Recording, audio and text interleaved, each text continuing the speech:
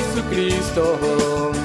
De este camino yo no desisto, estoy siguiendo a Jesucristo. Atrás no vuelvo, no volveré, no volveré, no volveré. Vamos a darle al Señor Jesús un lindo y caluroso aplauso. Oh, hermanos, nuestro Dios ha estado a nuestro lado 24 horas al día. Ha estado en nuestras reuniones. Hoy, esta es la tercera reunión, y en las dos anteriores Él curó a mucha gente de problemas graves, aparte de esos que se avergüenzan y no dan testimonio. Esto no lo entiendo, porque una persona es capaz de pedirle a Dios una bendición, sabe que Dios la curó, pero no quiere contarlo. Se parece a un caso que hubo en Portugal que de vez en cuando lo cuento. Un domingo temprano hice una reunión y Dios curando a tanta gente de esto y de eso, y Jesús me habló en el corazón. Curé a una señora ahora con una verruga en la ceja derecha y hasta me puse el dedo aquí donde me dijo: ¿quién es esa señora? ¿Quién es? Estuve 10 minutos, pero la reunión estaba un poco atrasada. La gente tenía que irse a comer. Bueno, hermanos, no lo alargaré más. Por timidez, esa señora no quiere decir lo que ocurrió, pero que ocurrió. Y nos fuimos. Por la tarde, en la reunión, Dios empezó a curar de nuevo. Saben, hermanos, hoy en la mañana me quedé un poco triste porque Jesús me habló en el corazón que curó a una señora que tenía una verruga en la ceja derecha.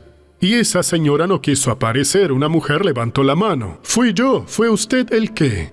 La que fue curada de la ceja por la mañana. ¿Y por qué no lo dijo? Yo pensé, si no vuelve, lo cuento. ¿Cómo no volvió? Lo estoy contando. ¿Quién vino temprano cree que lo inventé, hermana? No puede hacer eso. El doctor quedó mal. Lo inventó, no apareció. ¿Quién les diría a esas personas que no vinieron por la tarde, solo en la mañana, que aquella mujer apareció después? Pero por timidez eso sucede. Pero cuando ocurra, diga la verdad. Salomón fue rey. Su padre era el rey David. Todos partiremos de este mundo. Dentro de un tiempo usted va a venir aquí, quizá. Dentro de 5 años, dentro de 50, no sé, algún día. ¿Dónde está el doctor Suárez? El doctor Suárez se marchó a Sion, ya está allá. Todo el mundo se va un día. Y el pastor Jaime se marchó a Sion. Tenemos que aprovechar cuando las personas están siendo usadas por Dios y escuchar. Pero Salomón aprendió con su padre. Tenía varios hijos, pero lo eligió a él. Entonces, él asumió el reino. Vea lo que ocurrió aquí, que quiero estudiar con usted. Sobre este asunto, primer libro de Reyes, capítulo 2. El versículo es el 12. Salomón se sentó en el trono de David, su padre, y su reino fue muy estable. Vamos a entender esto. Salomón se sentó donde estaba David. Jesús es nuestro Padre. Jesús fue al cielo.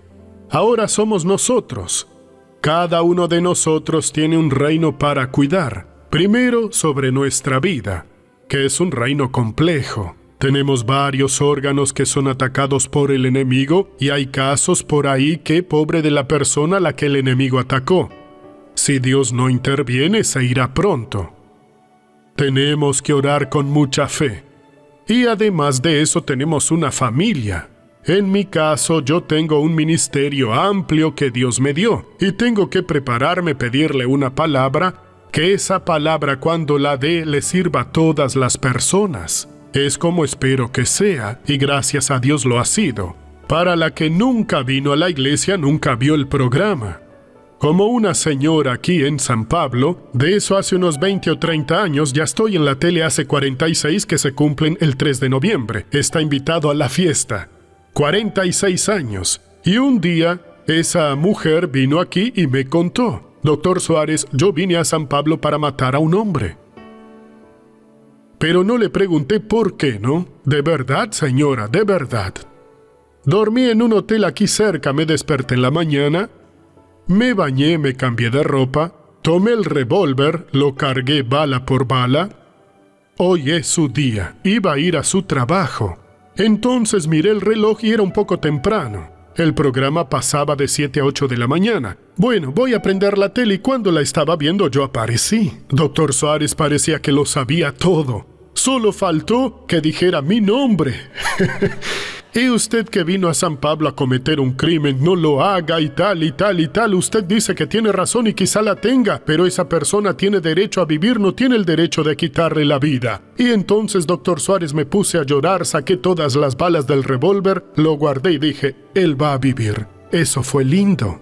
Uno tiene que ser usado por Dios. Salomón se sentó en el trono de su padre. Su padre era el rey, ahora ya no, murió, se marchó. ¿Por qué se sentó? Para reinar.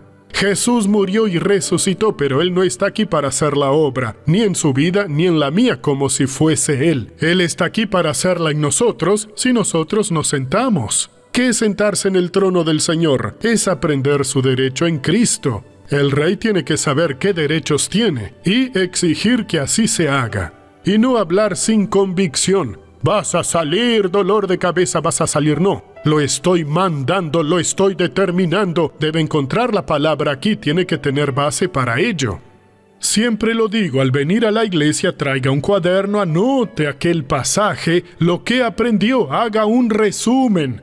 Para usted, cuando la palabra entre en su corazón, de la alegría que sintió. Así usted va a orar, va a determinar, va a exigir. Está en el trono, usted es el rey. La palabra del rey tiene poder. La Biblia dice, ¿quién le pregunta? ¿Quién le dice lo que hace? Él es el Todopoderoso, Él tiene todo el poder. Usted en aquel asunto suyo, que Jesús le dio la palabra, tiene todo el poder porque Él tiene todo el poder. Pero si Él se lo reveló, si usted sintió aquello que es para usted, asúmalo, échelo fuera, que Dios lo va a bendecir en el nombre de Jesús. Amén. Ahora el versículo 12. Salomón se sentó en el trono de David, su padre, y su reino fue muy estable. El suyo también tiene que serlo, porque en el cielo cuando llegue, digamos que yo no sea un pastor, que sea solo un miembro de la iglesia. Él me va a decir, ¿por qué no hiciste eso? ¿Por qué dejaste que aquel mal sucediera? ¿Por qué no te consagraste? ¿Por qué no fuiste a la reunión? Yo estaba listo para usarte. ¿Qué te dije? Claro que va a pedirle cuentas. Los 70 discípulos cuando volvieron, vinieron y contaron todo lo que Jesús quería oír. ¿Cómo fueron las reuniones? Él los mandó a todos de 2 en 2, así 35 grupos. Fueron a evangelizar. Ve a la ciudad tal y di que tal día estaré allá. Tú ve allá.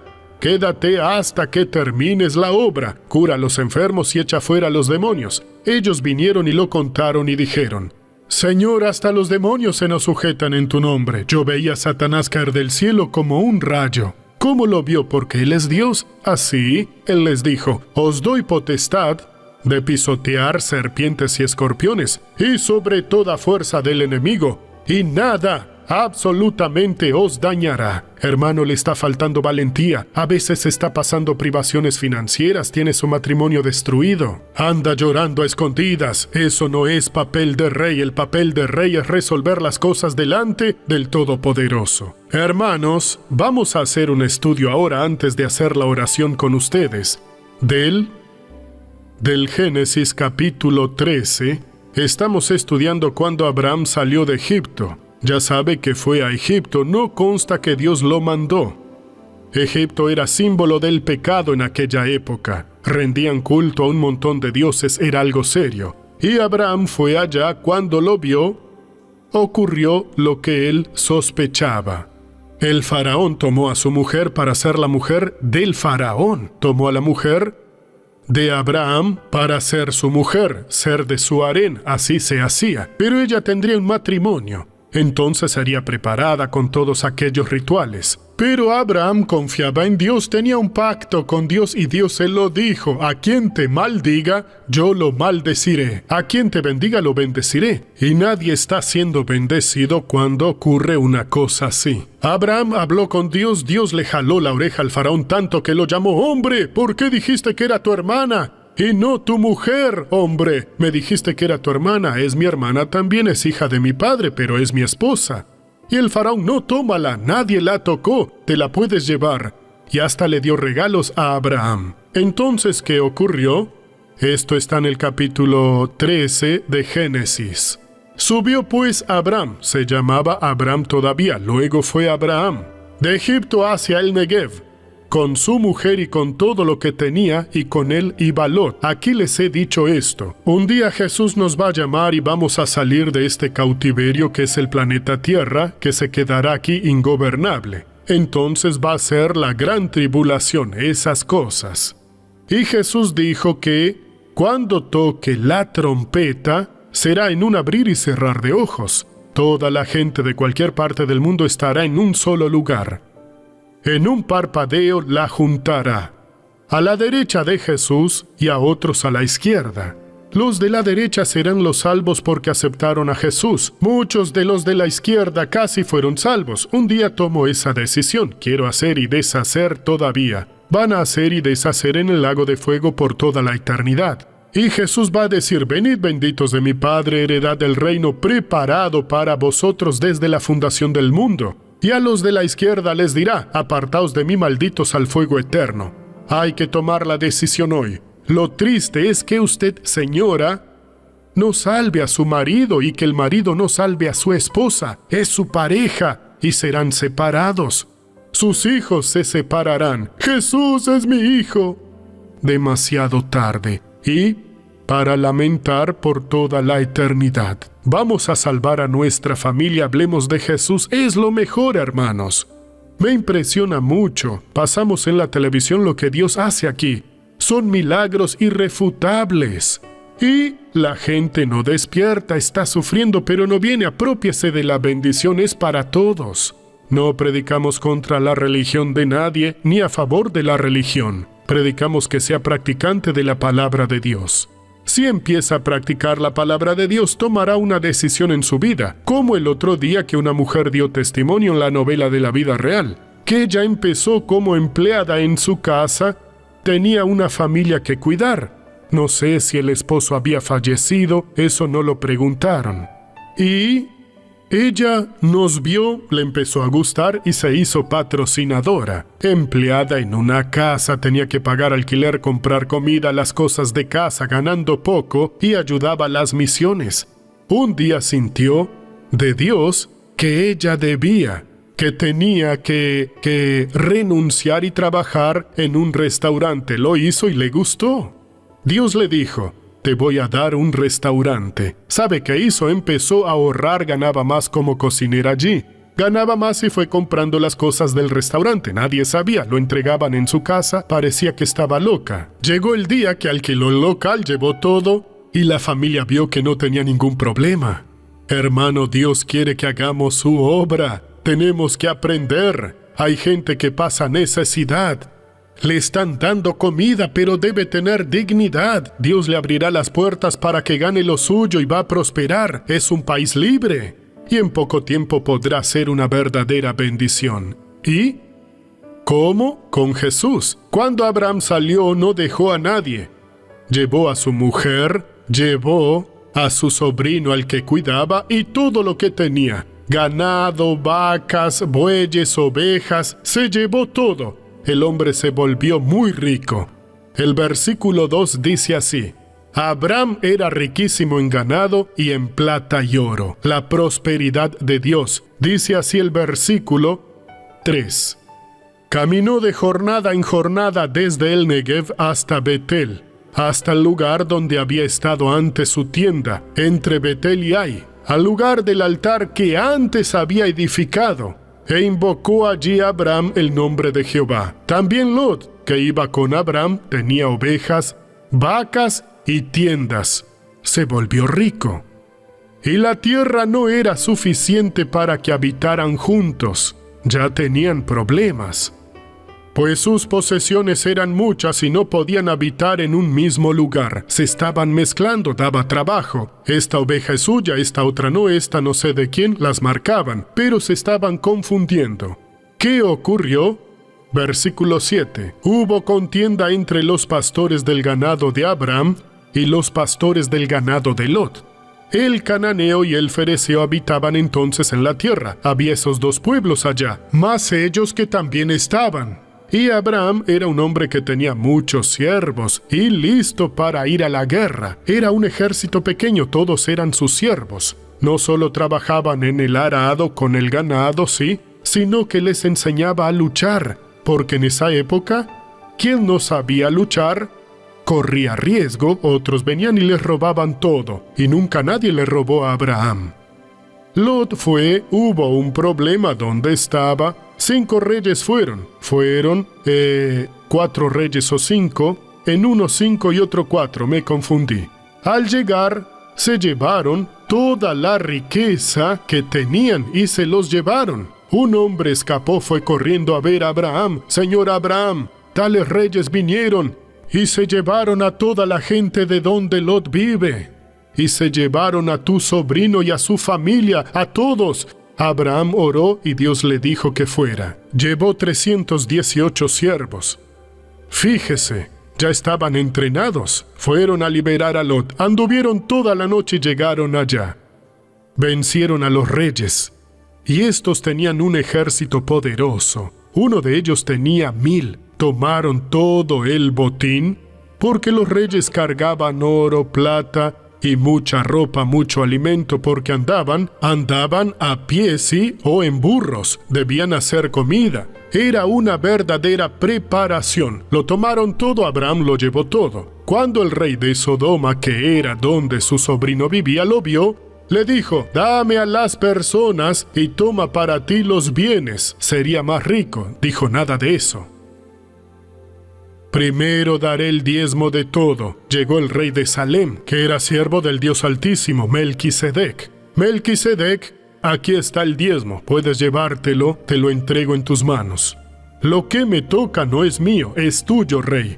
Yo quiero solamente agradecerle a Dios porque cuando vine a luchar a favor de ustedes para salvar a mi sobrino y los ayudé a ustedes, hice un pacto con Dios.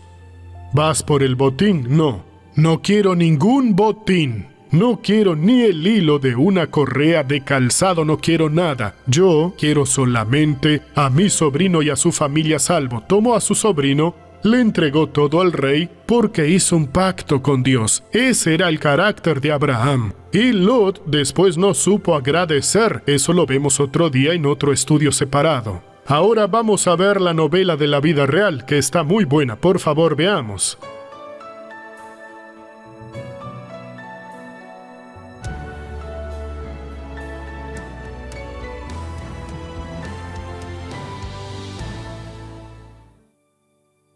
Crecí en un hogar sin estructura, muchas peleas, muchas discusiones. Mi padre era muy mujeriego, salía con otras mujeres. Yo vivía en Guararapes, aquí en el estado de San Pablo, y vivimos así por mucho tiempo. Él iba mucho a centros espiritistas. Yo también iba mucho a esos lugares. Era una persona triste. Iba a buscar la felicidad. Cuando cumplí 17 años, conocí a Parecido. Entonces me enteré que su madre era santera. Había una habitación donde mi mamá hacía unos trabajos, pero eso a mí no me gustaba. Ya teníamos un lugar donde vivir, ¿sí? Fuimos a vivir en los fondos de la casa de su mamá. El centro a un lado, al fondo había 2 habitaciones. Nos casamos y llegó un momento en que no aguantábamos más. Mi papá se había mudado acá con mi madre en busca de una vida mejor. Entonces, como mi padre vino a empezar un negocio nuevo aquí, que era vender huevos, y era un negocio muy bueno, ¿sí? Y él entonces convenció a mi esposo de también venir a vender. Pero después de un accidente que tuvo con la combi, mi esposo estaba con él. Desde entonces él se fue desanimando y dejó de vender huevos. Y solo mi esposo siguió. Y empezaron los problemas, porque para empezar a vender hay que tener clientes. Salía con la combi llena de huevos. A veces vendía una docena porque no conocía a nadie. Tuve que buscar trabajo para ayudar y trabajaba en limpieza. En esa época mi madre empezó a ir a una iglesia evangélica y yo me bauticé. Mi esposo se bautizó también. Mi madre se bautizó en esa época. Más o menos en 2012, el padre de mi esposa se bautizó también. Después mi esposo dejó de ir a esa iglesia. Yo continué. Mi esposo encontró un trabajo aquí. Empezó a trabajar en una máquina de arroz como conductor. Ahí empezó a trabajar. Las cosas mejoraron alrededor de 2016. Descubrí que un familiar estaba yendo a la Iglesia de la Gracia. Empecé a ver la diferencia, su comportamiento en su vida. Entonces empecé a ir también, cuando estaba el pastor Lucas. La primera vez que doña María Apolinario vino aquí, pidió oración por su esposo y pidió consejo. Le dije, es fácil, solo tiene que asistir a las reuniones, oír la palabra de Dios, poner mucha atención y lo que el Espíritu Santo le diga a usted, no desista, practíquelo, entréguese y en poco tiempo verá la obra hecha. Fue todo lo que necesitaba oír.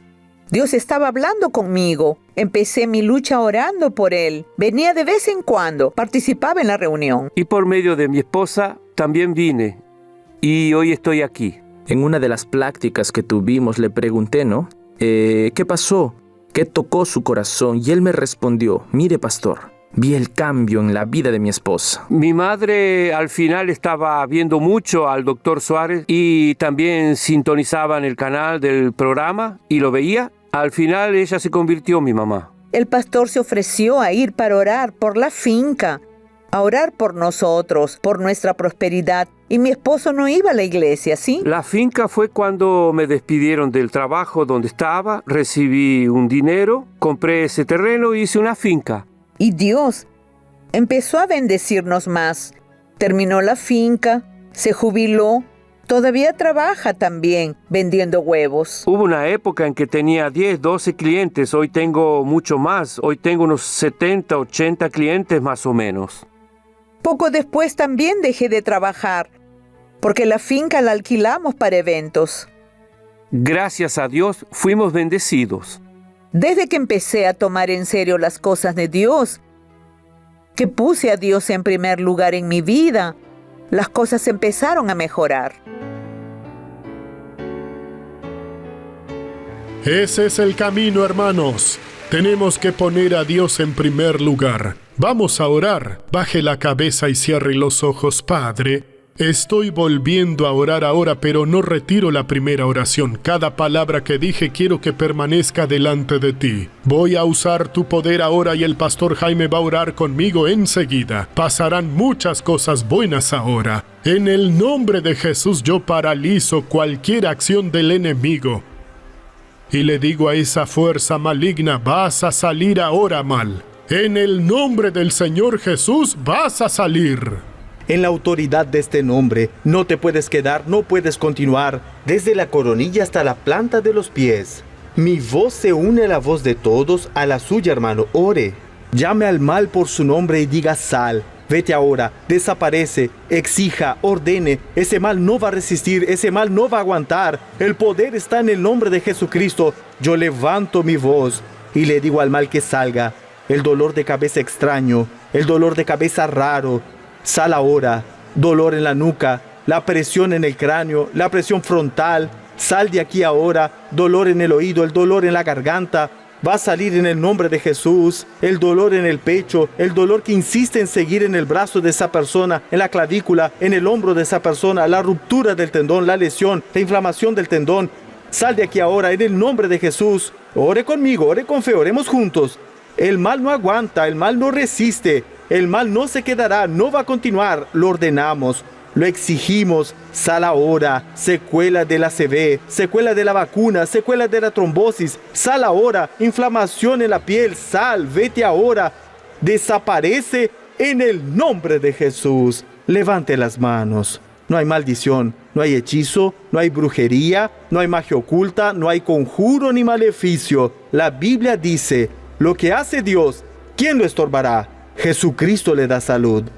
Oh, reciba la gloria de Dios. Reciba la gracia de Dios. Reciba los dones de cura, el don de la fe, el don de hacer maravillas. Dios, tú miras desde tu morada a todos los habitantes de la tierra. Mira al pueblo que está orando conmigo aquí ahora en la iglesia, por la tele, por la radio, por internet.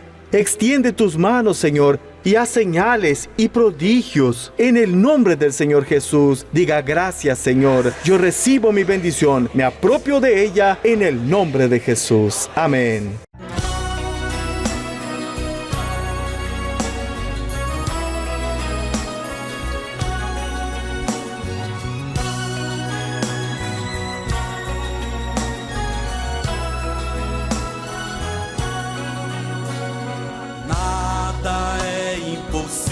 véu. Pra Jesus, pra Jesus.